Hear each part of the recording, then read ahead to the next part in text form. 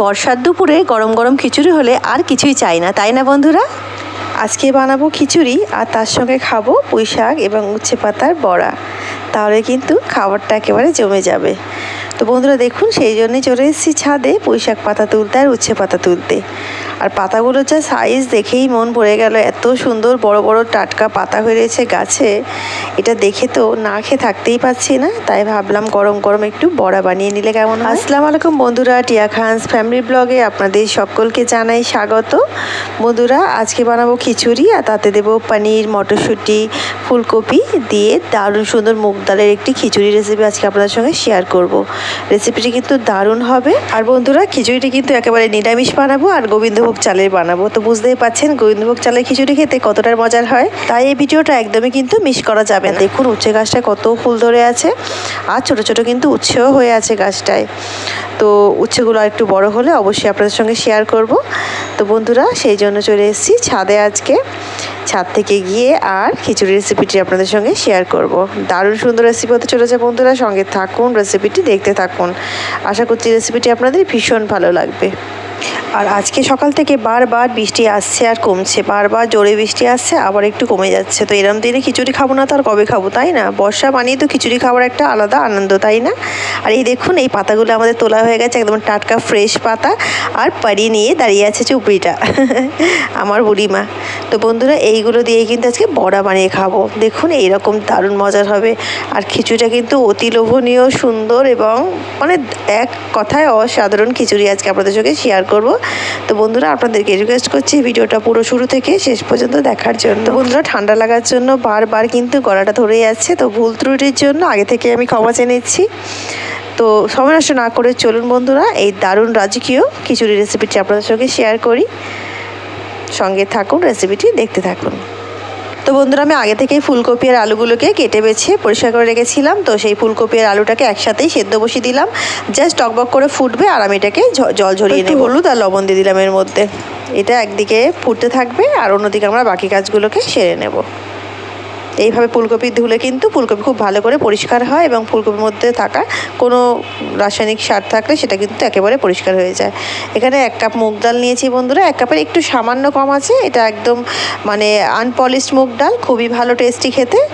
আর এটা নিয়েছি আমি গোবিন্দভোগ চাল। তো 1 কাপ ডাল নিয়েছি আর 2 কাপ আমি চাল নিয়েছি এখানে। তো এইটা দিয়ে বানাবো আমি খিচুড়ি।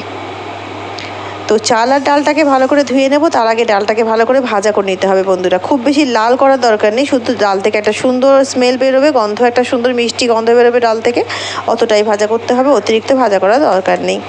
দেখুন ডালটা কিন্তু বেশ সুন্দর ভাজা করা হয়ে গেছে। এইটাকে আমি চালের মধ্যে ঢেলে নিচ্ছি। একই জায়গায় ডাল আর চালটাকে নিয়ে এটাকে ভালো করে 6-7 বার পরিষ্কার করে একেবারে ধুয়ে নেব, যতক্ষণ পর্যন্ত না পরিষ্কার জল বেরোচ্ছে। এটা কিন্তু খুব ভালো করে ধুয়ে নিতে হবে একসাথে। আর এদিকে দেখুন ফুলকপিটা টকবক করে ফুটতে শুরু করেছে। এটা কিন্তু আমি জল ঝরিয়ে আর তুলে রাখবো, সেদ্ধ করার দরকার নেই, অতিরিক্ত সেদ্ধ করার কোনো প্রয়োজন নেই। এটাকে ভালো করে 3-4 বার টকবক করে ফুটিয়ে নিলেই হবে, নিয়ে আর এটাকে জলটা ঝরিয়ে রাখলেই হবে। তো এখানে চাল ধোয়া রেডি হয়ে গেছে, ওদিকে ফুলকপি আবার সেদ্ধ হয়ে গেছে। তো চালটাকে আমি একটা কড়াইয়ের মধ্যে ঢেলে নিচ্ছি বন্ধুরা। যেহেতু আমি এই কড়াইয়ের মধ্যেই রান্নাটা করব, সেই জন্য কিন্তু এর মধ্যে আমি চাল আর ডালটাকে ঢেলে নিচ্ছি।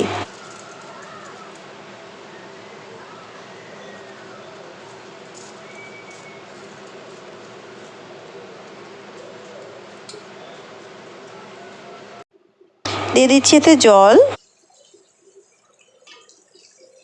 বেশ খানিকটা জল দিয়ে দিলাম বন্ধুরা। জল দিয়ে এটাকে গ্যাসে চাপিয়ে দেবো। আর এর মধ্যে একটু হলুদ আর 1 চামচ লবণ দিয়ে দিচ্ছি।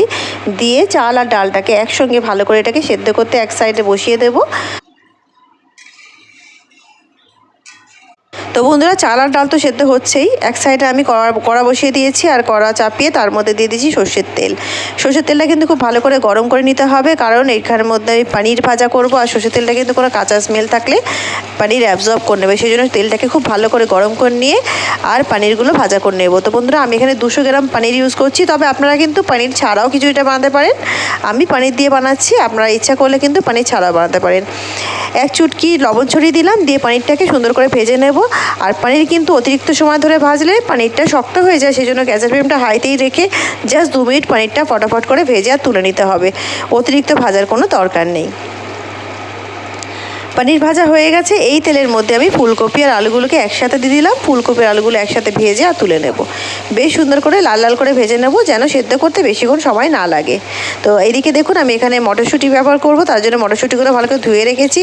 আর আমি কিন্তু এখানে ফ্রোজেন মটরশুঁটি নিয়েছি, যেহেতু এখন মটরশুঁটির সিজন নয়, সেই কারণে কিন্তু এখন ফ্রোজেন মটরশুঁটি ব্যবহার করছি আমি।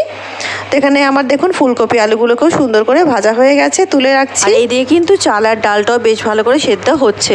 যেহেতু গোবিন্দভোগ চাল, তো সেদ্ধ হতে কিন্তু বেশিক্ষণ টাইম লাগে না একেবারেই। তো আমি এখানে ডাল আর চালটাকে আর একটু জল দিয়ে দিলাম, দিয়ে এটাকে আর একটু সেদ্ধ করে নেব বন্ধুরা। তো বন্ধুরা খিচুড়িটা যখন ঠিক এই রকম হবে, তখন এর মধ্যে দিয়ে দেব ভেজে রাখা ফুলকপিগুলো আর আলুগুলো। যেহেতু ফুলকপি আলুগুলো সেদ্ধ হতে একটু সময় লাগে, সেই জন্য কিন্তু দিয়ে দিতে হবে এর মধ্যে। ফুলকপি আলুগুলো আমি ভালো করে ভেজেই রেখেছি বন্ধুরা, তবুও কিন্তু আলুগুলোর মধ্যে একটু সেদ্ধ হতে বাকি আছে, সেই জন্য এই সময় দিয়ে দিচ্ছি। ভাতটাও কিন্তু কিছুটা বাকি আছে, খুব বেশি বাকি নেই। তো আপনারা চাইলে কিন্তু পনিরটা এই সময় দিয়ে দিতে পারেন। আমি এটাকে পরে অ্যাড করবো পনিরটা, তো এখন দিচ্ছি না। দিয়ে দিলাম কিছু মটরশুঁটি। এখানে মটরশুঁটিগুলো ভালো করে ধুয়ে নিয়েছিলাম বন্ধুরা। ফ্রোজেন মটরশুঁটি কিন্তু প্যাকেট কেটেই সঙ্গে সঙ্গে দিয়ে দেবেন না ডাইরেক্ট, সবসময় একটু ভালো করে জলে ভিজিয়ে ধুয়ে নেবেন, তারপরে ওটাকে ইউজ করবেন। তো এইভাবে এটাকে ভালো করে কিন্তু মিশিয়ে নিচ্ছি বন্ধুরা। আর রেসিপিটি কিন্তু এখন লাস্টে অবধি দেখতেই হবে আপনাদের, কারণ লাস্টের রেসিপির মধ্যে আসল মানে যে ফ্লেভার সেটা কিন্তু আমি অ্যাড করব। তো অবশ্যই কিন্তু রেসিপিটি দেখতে থাকুন, দারুণ হতে চলেছে বন্ধুরা রেসিপিটি। আর একেবারে নিরামিষ রেসিপি, আর খুবই টেস্টি, অসাধারণ খেতে কিন্তু হবে রেসিপিটি। তো সঙ্গে থাকুন, রেসিপিটি পুরো দেখতে থাকুন, তবে কিন্তু রেসিপিটি বুঝতে পারবেন আপনারা কতটা মজার। আলু আর ফুলকপি দেওয়ার পরে 4-5 মিনিট এটাকে ঢেকে রান্না করব বন্ধুরা। তো ফিরে আসছি 4-5 মিনিট পর। তো বন্ধুরা দেখুন এটাকে 4-5 মিনিট রান্না করে নিয়েছি। আর এটা কিন্তু গ্যাসের ফ্লেমটা একেবারে কম করে দিয়েছিলাম। আর এখানে দিয়ে দিচ্ছি চিনি, অল্প একটু চিনি অবশ্যই দেবেন নিরামিষ। আর খিচুড়িতে কিন্তু চিনি দিলে ভীষণ খেতে একটা স্বাদটা দারুণ লাগে। 4টে কাঁচা লঙ্কাও দিয়ে দিলাম বন্ধুরা। কাঁচা লঙ্কাটা এই সময় দিলাম যাতে ঘেটে না যায়, আগে দিলে কিন্তু কাঁচা লঙ্কাটা ঘেটে যেত, সেই কারণে কিন্তু এখন দিলাম। কাঁচা লঙ্কাটা খিচুড়ির সঙ্গে খেতে ভীষণ ভালো লাগে। দিয়ে দিচ্ছি আর একটু লবণ বন্ধুরা, যেহেতু লবণটা প্রথমে আমি 1 চামচ ইউজ করেছিলাম, তো আর একটু লবণ ওইখানে দিয়ে দিলাম একসঙ্গে। আপনারা চাইলে লবণটা কিন্তু চেক করে নিতে পারেন আপনারা, যে কতটা লাগবে সেই অনুযায়ী দিতে পারেন, যারা নতুন রান্না করছেন তাদেরকে বলছি। এবারে এইগুলো দিয়ে সুন্দর করে এটাকে ভালো করে মিশিয়ে নিতে হবে। এটাকে মিশিয়ে নিয়ে আরও এটাকে ঢেকে আর গ্যাসের ফ্লেমটা একেবারে লোতে করে আর রেখে দেবো। একেবারে কিন্তু স্টিম টাইপের করে রাখতে হবে। যেহেতু খিচুড়ি আমাদের অলমোস্ট রেডি হয়ে গেছে, সেই জন্য কিন্তু এইভাবে রেখে দেবো আমরা, গ্যাসের ফ্লেমটা একেবারে কম করে। আর এদিকে আমি চাপিয়ে দিয়েছি তড়কা প্যান। এটা কিন্তু আপনারা কড়াতেও করতে পারেন, আমি তড়কা প্যানে করছি আমার সুবিধার জন্য। একটু সরষের তেল ভালো করে গরম করে নিয়েছি বন্ধুরা, তার মধ্যে দিয়ে দিয়েছি আমি 1 টেবিল স্পুন ঘি। ঘিটা অবশ্যই দেবেন। ঘিটা দেওয়ার পরে দিয়ে দেবেন গরম মশলা, 2টো তেজপাতাকে কুচি করে রেখেছি সেইটা দিয়ে দেব। আর গরম মশলার মধ্যে কী কী ব্যবহার করেছি দেখতেই পাচ্ছেন বন্ধুরা। আর এখানে আমি একটু গোটা জিরে 1 চামচ মতো দিয়ে দিলাম। এটা যখন চ্যাটারপ্যাটার করে ভালো করে ফ্রাই হবে, একটু বেশ সুন্দর স্মেল ছাড়তে শুরু করবে বন্ধুরা। তবে এটা কিন্তু পুড়িয়ে ফেললে হবে না, সুন্দর করে ফ্রাই করতে হবে। আমি এর মধ্যে কিন্তু স্টার আনিসও ব্যবহার করছি বন্ধুরা, দেখতেই পাচ্ছেন।